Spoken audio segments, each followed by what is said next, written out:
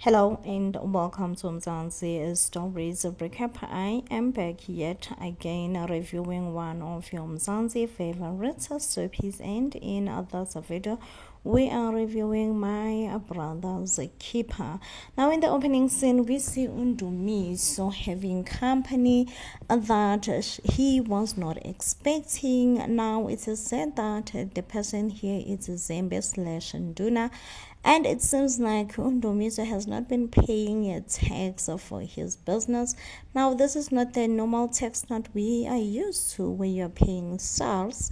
This is where you have to pay a group of people to protect your business, which I really don't understand how this protection works. But I'm guessing so that maybe they will not want more money from you, also that they will not allow their gangsters to vandalize your business. Now the money that is needed by this Zembe here is 100,000, which Ndumiso really considered to be a lot of money. Ndumiso then asks Usbu to try and come up with the money that is requested. Now Usbu does consider this to be fraud, as the money is 100k and it must come from the business, as also Ndumiso doesn't want Undonga to know all about this. But Kesana, at last Ndumiso finds himself having no choice but to do it, because Ndumiso also convinced Ukatazile ukuthi at what has to be right, okay? But the sad part here is that, with this kind of things, these people just never get enough. They are just never satisfied. Here is Zembe coming back to ask for more, saying that really the 100,000 was not for him. It was for his boss and all that. He still also has to get his cards, and it was his fault. He forgot to calculate his cut, okay? Yo, guys, that's extortion. Is it called extortion? Hey, it's long, guys. But it's a lot, and I'm so glad that Ndumiso is just kind of putting his feet down and saying, no, Sana, this it will not happen. You're asking for too much now. And the next scene, we see Toba and Didi.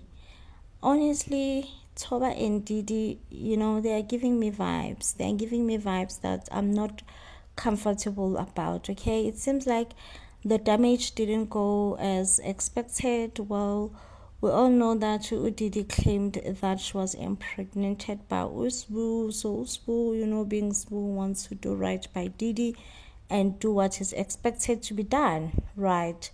But it seems like the whole damage thing didn't go as per accordingly, or as per norm.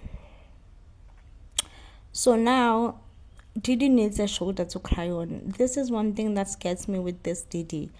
Every time, and I mean every time, when she needs a shoulder to cry on, she thinks of Toba.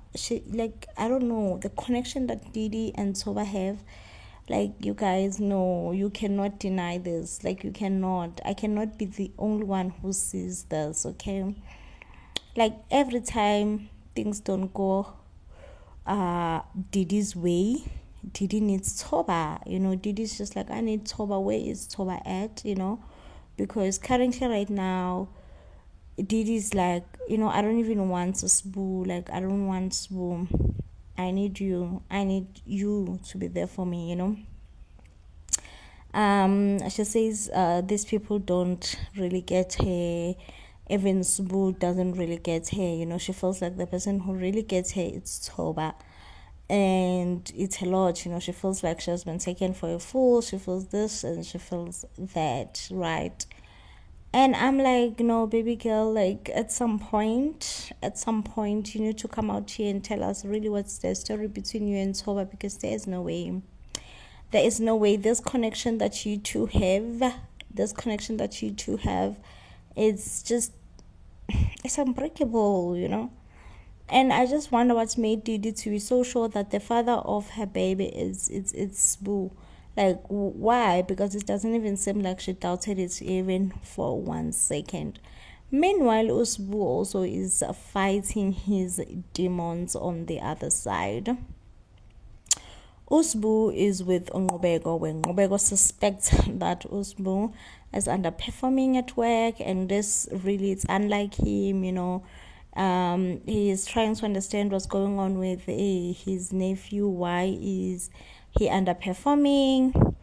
And then it turns out that Usbu is stressed out about the damages that are coming up for Didi. He feels he has failed. He feels he has failed, and now he's gonna be a father. He hasn't done things that he really wanted to do, which was to travel and to finish his qualification and all that. And he says he really wanted to, when he starts a family, he really wanted to start a family the right way. I mean, it's totally normal, you guys. Is it totally normal? I don't know, but I feel like most of people, including myself, when we're about to have a baby, you just feel like, oh no, but I haven't done things that I really, really wanted to do in life, But now here, I am having a baby now. But with me, I've been wanting to travel, and I had a baby before I could really get into traveling. But now I always look at things like from the brighter side, which means I will get to travel with my daughter. That's a flex because I'll get to enjoy this beautiful, amazing world with my daughter by my side.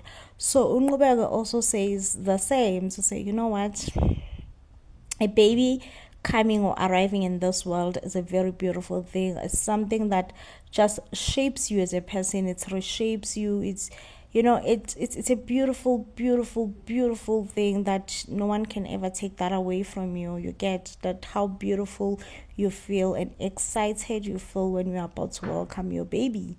It's just the most amazing, beautiful feeling that you get.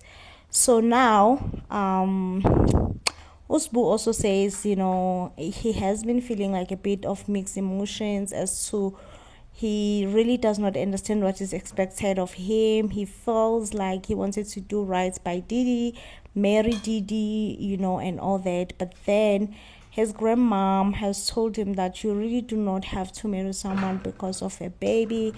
I 100% agree that you don't have to marry someone simply because you have a baby together. So therefore, this means you guys should get married. It doesn't, because your sana umshado, like marriage is a whole different game, because it gets to mean that you will spend your life with that person for the rest of your life.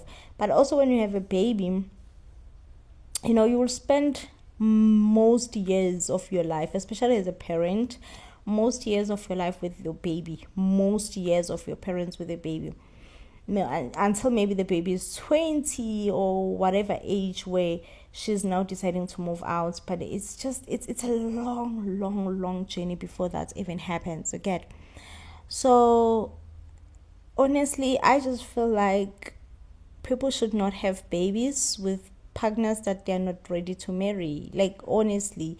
And that's a fair thing even for the baby as well. It's fair that if we are not ready to get married, then let's not have a baby. It's fair on both of us, and it's fair on the baby that we're about to bring on this world. Because now when a baby is growing up with different parents and all that, it's just not the nicest image a parent would want for their child. We all want what's best. But then I understand that there is something called divorce. You may say, you know what, I want to get married before I have a baby. Then you get divorced. Then, one thing about life, it really doesn't come with a manual. We all don't know the best way to live life, but we can all try to make best decisions. And when we do make mistake, we make mistake and we keep it moving, Now in the next scene, we see the Mushenkos happily and excited that they are going to participate in the damages saga of Didi. And one thing that I liked, even though Usbu is a bit unsure, but baby boy saved the money all by himself and he handed it to his family. Sana, this says responsibility. This is a very young, responsible man, because Sana, for me, it just screams responsibility. It screams the responsible, because I got my own, I got my inch all together. Osana, it screams responsibility and I love it. Now we see uNomsa who feels threatened by ofangazile sana. uNomsa ayu baby girl just like I kanjalo yazini ndikhathele ndidikiwe ile family enough. Let me just held a family meeting. She then calls everybody, her in-laws, husband, Fagazile, and herself. And she's just like, you know what? I called this meeting because right now I want it to be clear. I want it to be clear and I want to let everybody knows. Because if Fagazile retains, like should Fagazile and Ungubego fix back their things, and Fagazile is back into my marriage, asoze sana, asoze, and that will never be. That will be the end of me, and that will be the end of my marriage. Like I am ready to walk out of this marriage, okay? Because this cannot be it. Well, ufakazile naye ke sana uyafakazalana uthi yes wena Nqubeko, since we're indoda apha, like you the one who can take us out of our misery. What is your decision? I like the fact that uNomsa decided to put her husband on spotlight. The way the parents are minding their own business and hushing it up, I'm just like, I love it for these two parents. Kesana, love it for them. They decided to hush it up and mind their own business. When I say I love it for them, I mean I love it for them. The way they just decided to say, we're just gonna hush and we're gonna mind our own business. I'm like, love this for you. Nqubeko then says that, listen, things between her and Fagazile has never worked out. From the beginning till now, it just has never worked out. And he feels like Fagazile still wants to be out there, meeting new people, getting to know new people, doing what single people do out there. And he feels like for that reason, he cannot be on Fagazile's way, which I'm like, okay, Nqubeko, and if Ufakazile wishes ukuthi ajole, yena whomst is he to stop Ufakazile from ukujola? He feels like he have no power of doing so. Therefore, he says that uyamkhulula Ufakazile. Ufakazile is free to do as she pleases. Yena she chooses uNomsa. Nkosiyamandla guys, yazini. I do sympathize with uNomsa a lot because sana I feel like even though Nqubeko uyamkhetha uNomsa, it's not genuine. Nqubeko sana uyapenelwa should he see Ufakazile with someone else. Uyapenelwa, like uthola ipain is serious. Ubone ukuthi le ipain, akusi pain inyana, pain, like uyapenelwa lokhu ku serious. So guys, a good trick, it's hard to tell. Meanwhile, Gesana, uNomsa herself, Nomsa, the very Nomsa, she herself, she's not as good, as clean as she portrays herself to be. Okay? Nomsa have skeletons and skeletons that she have recently not rekindled, but I feel like it's going there. I feel like it's going there, you guys. Do not get me wrong. She has recently met up with her ex-boyfriend. Apparently, like years back when Nomsa was in varsity, she had an abortion, and now her spirit just cannot rest, and she just not can help it but wonder that maybe the reason she cannot have children in her marriage is because of the abortion that she had like million years back. So she did went to consult. The Sangoma is like, no, it's a very easy process. However, it will need the father, right? So now uNomsa was left with a zero choice but to contact her ex to say, hey, listen, ex, this is a thing here, right? Luckily for uNomsa, it seems like the ex was also experiencing some bad lucks. He's recently divorced, and his marriage were never blessed with children as well. So they are just kind of in this thing together, and they both understand that they were young at the time. They thought an abortion decision was the best decision. and it turns out that it came back and haunts them. And but then they are just willing that, you know what, we're just gonna try and do things right the best way we know how to. So the guy has organized that they will go to Instant Cape, do the ceremony that needs to be done, and come back, right? But ulontuzana, who is the person? Nomsa is having troubles with, having to lie to Nqubeko. It does appear that Nomsa really was a good wife to Nqubeko. Was a very submissive wife who never kept secrets from her husband and all that. Or rather, there has never been a need in the past for Nomsa to keep secrets from her husband. But now there is a huge need, okay? There is a huge need that Nomsa must keep some secrets from, or rather must keep some secrets from Nqubeko, right?